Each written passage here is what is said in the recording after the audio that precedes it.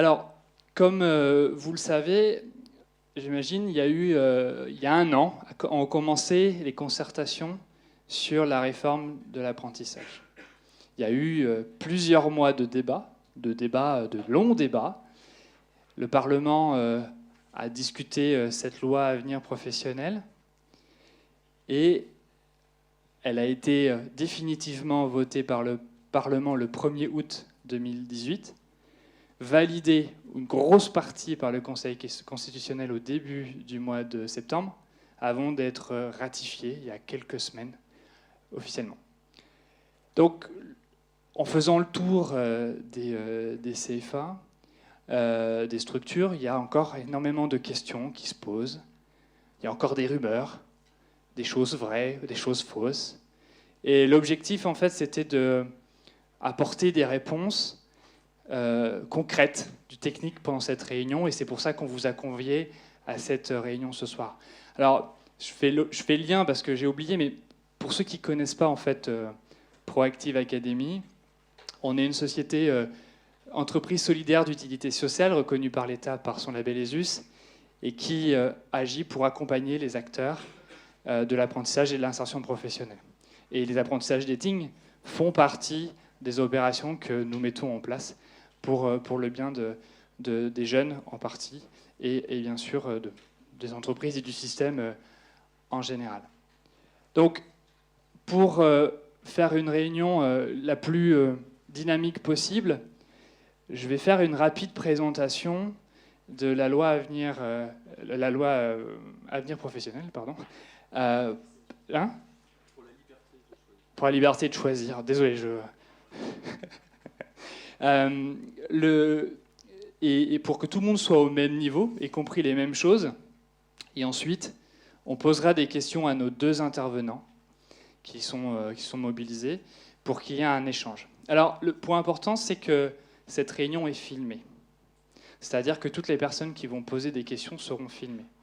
Si vous ne voulez pas que derrière vous apparaissiez dans les mini-vidéos qui vont sortir, merci de nous le préciser et on mettra juste la question en écrit et vous ne paraîtrez pas. Sinon, on considère que vous nous autorisez à utiliser votre image. Alors, pour ceux qui ne connaissent pas la loi, à partir du 1er janvier 2019, les régions perdent définitivement la compétence apprentissage. Et cette compétence est copartagée entre France Compétences, qui est la fusion du COPANEF, du CNEFOP et du FPSPP, ainsi que les branches professionnelles qui, elles, vont piloter leur entre guillemets, vision, apprentissage et insertion professionnelle au travers de leur OPCO, qui est, entre guillemets, opérateur de compétences, qui va être la fusion, en tout cas à l'avenir, des OPTA actuels. Et donc, c'est eux qui vont piloter. Donc, au sein de France Compétences, il y a un certain nombre de représentants, on rentrera dans les détails tout à l'heure. Mais aujourd'hui, la gouvernance, elle est plus région, mais elle est partagée entre France Compétences au niveau national et sur le plan sectoriel par les branches professionnelles. Ça veut dire qu'à partir du 1er janvier 2019, toute structure, organisme de formation qui l'aura indiqué dans ses statuts pourra ouvrir une offre en apprentissage, que ce soit un CFA ou une simple ou une unité de formation par apprentissage. Ça veut dire qu'en fait, les CFA actuels qui sont en place vont voir sur leur territoire, ainsi que dans leur secteur, des concurrents arriver avec des offres d'apprentissage. On a un calendrier qui est déconnecté de celui de l'éducation nationale, c'est-à-dire que tout le monde pourra ouvrir une offre par apprentissage à n'importe quel moment de l'année. Et donc, la région n'est plus un régulateur de l'apprentissage. C'est-à-dire, elle ne donne plus son autorisation pour ouvrir, ni l'éducation nationale. C'est-à-dire qu'aujourd'hui, il y a une liberté totale d'ouverture sur les offres de contrats en apprentissage. Et donc, en fait, automatiquement, et ça c'est mon interprétation, mais on pourra en débattre, les jeunes et les entreprises vont devenir un peu les premiers clients des CFA, alors qu'avant, la région était quand même un peu le premier client des CFA. Au niveau du financement, la taxe d'apprentissage telle que vous le voyez disparaît. C'est-à-dire les quotas, le hors-quota et tout ce qui est derrière la partie région. La taxe d'apprentissage et la contribution formation devient une contribution unique récoltée par les URSSAF, qui est ensuite gérée par la Caisse des dépôts et des consignations.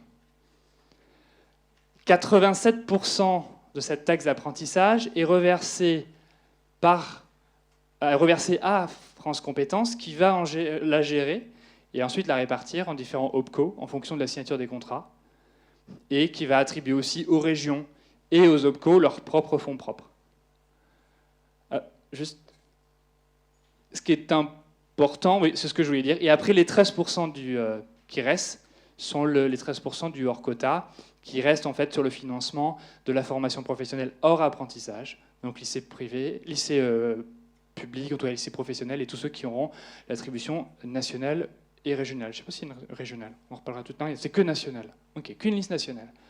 Un contrat d'apprentissage signé, c'est un financement apporté. Donc, ce qui est intéressant, c'est qu'il y a un fonds de péréquation, c'est-à-dire que on va dire que l'État garantit à toutes les entreprises, qu'elles aient, entre guillemets, une masse salariale ou non, de pouvoir recruter un apprenti.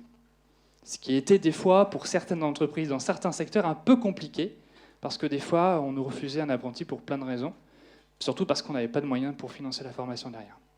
Là, aujourd'hui, avec la taxe d'apprentissage, en tout cas le fonds commun, le financement est assuré. Alors, c'est les OPCO, donc les opérateurs de compétences, qui sont, entre guillemets, dans la loi, les structures qui vont récupérer et qui vont saisir, entre guillemets, les contrats d'apprentissage. Alors, dans la loi, les CCI pourront être, entre guillemets, sous-traitants des OPCO, s'ils le souhaitent, pour continuer, entre guillemets, à faire ce dépôt. Pour l'interprofessionnel, et c'est la grande question, le financement, en fait, est assuré par l'OPCO de branche de l'entreprise qui finance cette structure. C'est-à-dire qu'il n'y a plus... alors, on va en parler tout à l'heure, mais l'interprofessionnel va se retrouver dans chaque OPCO. Voilà. Donc le financement des CFA, qui sont en grande partie, on va dire, dans l'interprofessionnel, seront financés cette fois-ci par les OPCO des entreprises qui recrutent. Donc vous avez 15 types d'entreprises différentes, vous serez financé sur la formation interpro par 15 OPCO différents. Ensuite, slide suivante. Oui. Donc, les autres financements du CFA, en dehors de la taxe d'apprentissage, il y aura bien sûr les entreprises. Je crois que rien n'interdit dans la loi un conventionnement entre entreprises et CFA. France Compétences va apporter au début, et je laisserai Alain Druel revenir là-dessus, des fonds pour aider les CFA à évoluer dans leurs pratiques, et surtout ceux qui seront en difficulté. Donc il y a des fonds qui vont être débloqués, ça fait partie de la loi, c'est indiqué. Les opérateurs de compétences, par le biais des branches professionnelles, pourront aussi, dans le cadre de l'investissement, compléter les financements du CFA. Et la région aussi. Alors, la grande question, c'est pas marqué dans la loi, mais c'est un grand sujet, et on reviendra dessus avec nos invités. La région, aujourd'hui, peut conventionner avec un OPCO pour, entre guillemets, compléter les financements d'un CFA sur sa région.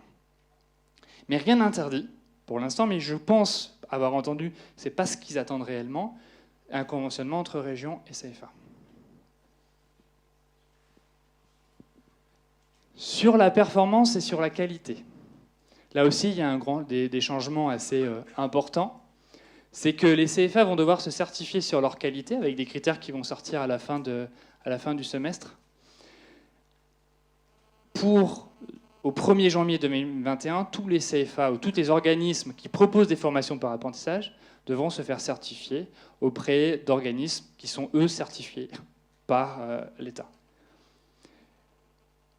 Alors, à mon avis, bon, on va en discuter, mais c'est un petit peu la vision de la loi, ces critères qualité vont être, on va dire, supplémentaires à ceux déjà présents dans Datadoc, et donc vont plutôt être axés sur la réponse aux besoins des entreprises et des jeunes pendant la formation. Ce qu'il faut savoir, c'est que les lycées professionnels et les CFA vont devoir rendre public, et se faire certifier aussi, un certain nombre de critères et de résultats qui sont de critères et d'infos. Rendre public le taux d'obtention des diplômes ou titres professionnels, le taux de poursuite d'études, le taux d'interruption ou de rupture de contrat, et la valeur ajoutée de l'établissement. Tous ces critères, en fait, vont être traités et vont devoir apporter une réponse. Les CFA devront apporter une réponse et surtout les rendre publics. Alors, sur le code du travail, je voulais juste aborder les règles de la rupture de contrat d'apprentissage, qui sont aujourd'hui en moyenne aux alentours de 28%, avec des critères de rupture très compliqués. Aujourd'hui, les choses changent. Avant la période d'essai, on reste toujours sur les 45 jours effectifs. Ça ne change pas. Par contre, à partir du 46e jour, le contrat d'apprentissage est un CDD traditionnel. C'est-à-dire que les règles de rupture de contrat sont celles d'un CDD ou d'un CDI si on a signé un CDI en contrat d'apprentissage. Donc, l'entreprise devra mettre en place, entre guillemets, des règles de rupture de contrat de travail comme la loi le prévoit. Et l'apprenti aura ses droits aussi de travailleur comme tous les autres salariés. Un deuxième point qu'il va falloir éclaircir, et ça fera partie aussi de mes questions, c'est que le jeune peut demander la rupture en saisissant le médiateur de l'apprentissage, qui est une compétence CCI depuis très très longtemps. Mais la question est de savoir qui a le dernier mot, le médiateur de l'apprentissage ou le jeune, sur sa demande de rupture de contrat. Et le troisième point, c'est que si le CFA exclut un jeune pour des raisons disciplinaires, ça donne une raison réelle, simple, pour rompre le contrat d'apprentissage du côté de l'employeur. Voilà ces points-là en termes sur la partie rupture de contrat. Alors, pour faire une synthèse de cette mini-présentation, et on va rentrer dans le fond tout de suite, donc les CFA sont financés au contrat d'apprentissage et donc à la satisfaction des jeunes et des entreprises. Parce que si les jeunes et les entreprises ne sont pas contents, ça change de crèmerie. Les formations seront concurrencées par de nouveaux acteurs, et donc on va avoir un marché de l'offre et la demande. Donc il y a un travail, bien sûr, et on en parlera tout à l'heure sur la posture des jeunes, à faire, parce qu'elle fait partie aussi des nouvelles missions qui ont été attribuées aux centres de formation faisant de l'apprentissage, qui font partie de l'accompagnement et de l'information. Et ça va ouvrir un champ sur l'innovation pédagogique, l'individualisation de la formation, sur la modélisation, sur un certain nombre de choses qui vont, entre guillemets, révolutionner et changer, ou continuer à faire ce que, déjà aujourd'hui dans les structures de CFA. Calendrier, alors je pense que Alain, vous avez un calendrier plus nouveau que le mien, donc on en parlera tout à l'heure. Donc je vous remercie d'avoir écouté cette simple, rapide présentation de la loi. On va rentrer dans le détail tout de suite.